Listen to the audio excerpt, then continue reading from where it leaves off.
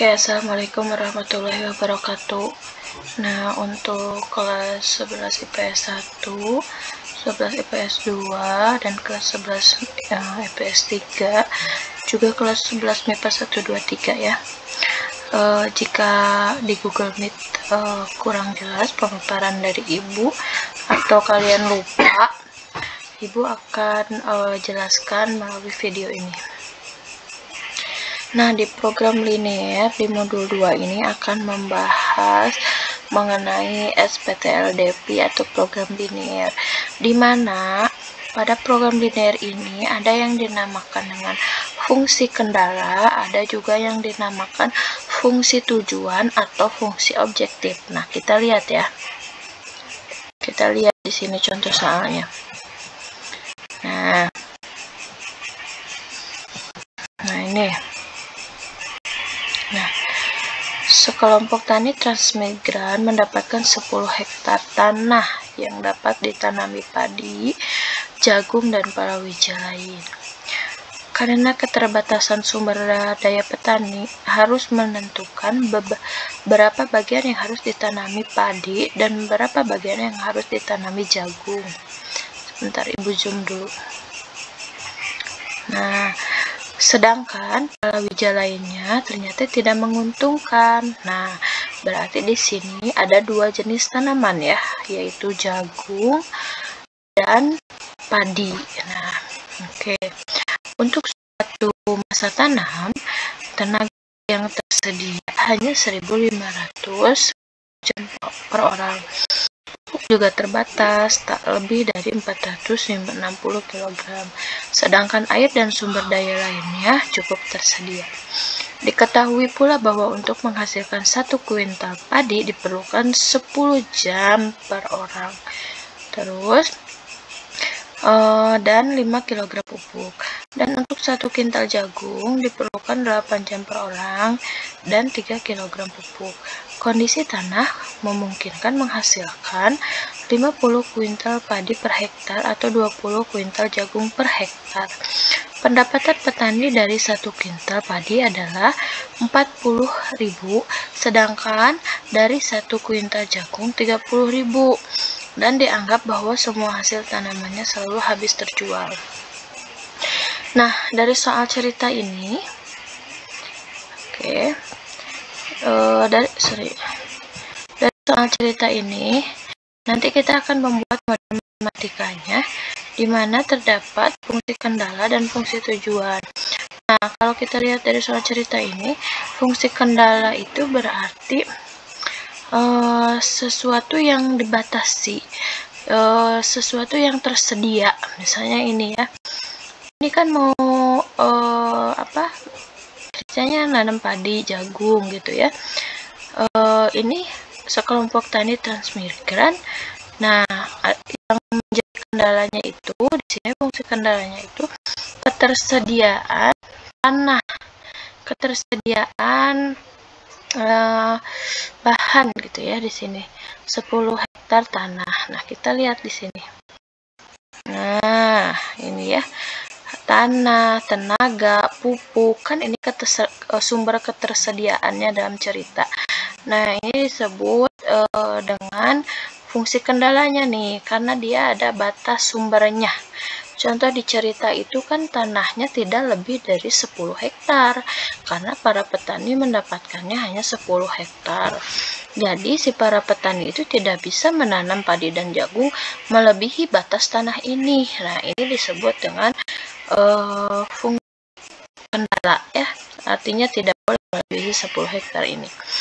Terus yang kedua itu sumber tenaga ya. Sumber untuk menanam padi dan jagung dibutuhkan kan adanya sumber tenaga di soal cerita itu. Nah, sumber tenaga ini juga hanya terdapat 1.550 jam per orang ya, 1.550 batas sumbernya. Nah, tidak bisa melebihi ini. Nah, ini disebut juga fungsi kendala. Kendala yang ketiga itu yaitu ada pupuk. Nah, pupuknya juga sama, terbatas ya, batas sumbernya 460. Jadi tidak boleh si petani itu melebihi batas sumber pupuk ini. Nah, ini disebut fungsi kendala ya, sumber ini. Nah, gitu. Di soal cerita ada yang dinamakan palawija. Tapi di sini kan yang dibahasnya padi dan jagung. Berarti ini nanti akan keterkaitan dengan dua variabel. Ada dua variabel yaitu padi dan jagung. Nah, ini mungkin satuannya ya kalau karena ada keterkaitan. Kita bikin tabel satuan. Untuk tanah hektar, untuk tenaga itu jam per orang, untuk pupuk itu kilogram. Nah, gitu. Ini yang disebut dengan fungsi kendala. Lalu fungsi tujuan atau fungsi objektif yang mana? Nah, ini. Nah, pendapatan petani dari 1 kintal padi adalah, nah ini. Berarti kan padi misalnya kita buat variabelnya X. Berarti ini fungsi tujuan atau objektifnya. Ya, pendapatan petani 40.000, sedangkan dari 1 kintal jagung 30.000. Nah, ini adalah fungsi objektif atau fungsi tujuan. Nah, ini kenapa fungsi tujuan? Nanti untuk memaksimumkan pendapatannya. Nah, gitu ya. Oke, kita balik lagi ke buat model matematikanya.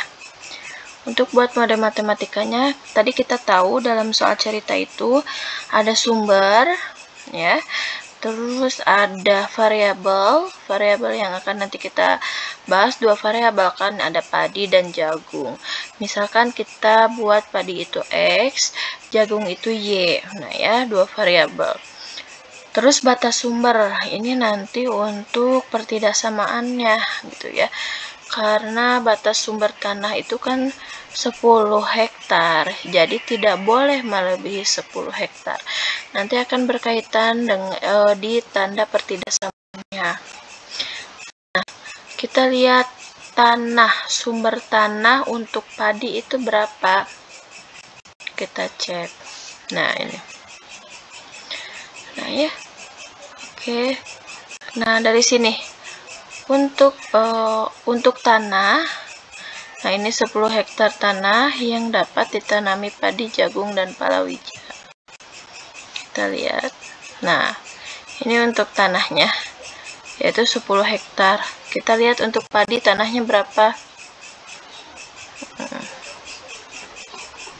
Sini ya. Oke.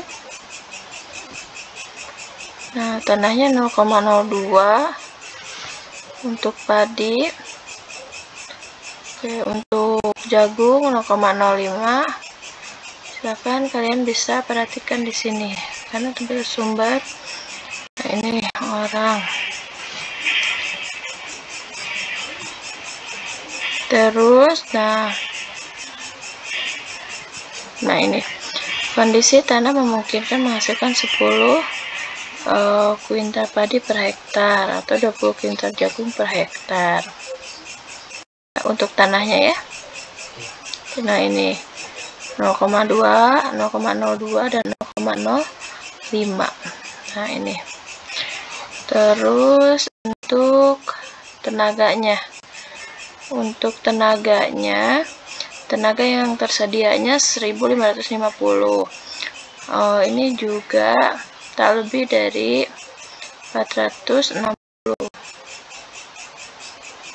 Coba untuk tenaganya 10 dan 8. Nah, ini ya. Nah, kalian bisa lihat di sini 1 kintal padi diperlukan 10 jam per orang dan tenaga 5 kg pupuk katanya. Untuk padi itu 10 jam per orang dan 5 pupuk. Nah, 10 dan 10 tenaganya jam per orang untuk padi ya. Pupuknya 5 kg. Sekarang kita cek untuk jagung. Nah, kita cek untuk jagung. Nah, dan untuk 1 kintal jagung diperlukan 8 jam diperlukan tenaga mungkin ya. 8 jam per orang tenaga dan 3 kg pupuk. Kita cek untuk jagung. Nah, 8 tenaga, 3 untuk pupuk. Nah, jadi totalnya di sini pendapatannya. Pendapatan ini menjadi fungsi tujuan. Tadi 40.000 untuk padi, 30.000 untuk jagung. Nah, ini dalam satuan ribuan rupiah ya. Maka di sini ditulisnya 40 dan 30. Nah, ini disebut fungsi kendala dan yang ini disebut fungsi tujuan. Nah, gitu.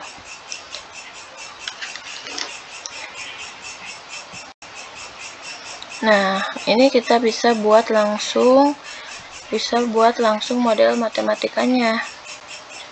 Nah, model matematikanya seperti ini. Nah, 0,02x ditambah 0,05y ya.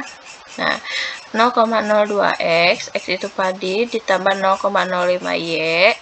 Nah, batas sumbernya itu tidak boleh lebih dari 10. Berarti harus kurang dari sama dengan ya, kurang dari sama dengan. Jadi si ininya nggak boleh untuk sumber tanahnya tidak boleh melebihi 10 hektar. Jadi kurang dari sama dengan 10 hektar. Nah, seperti ini ya. 0,02x ditambah 0,05y kurang dari sama dengan 10.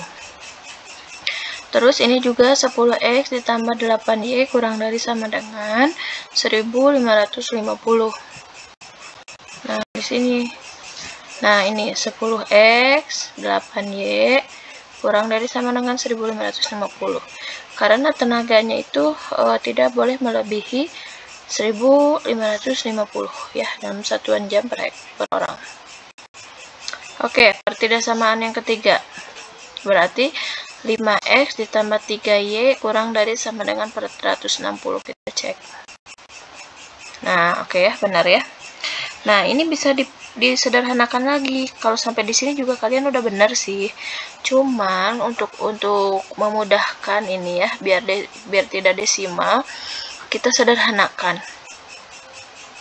Ini dikali 100 ya.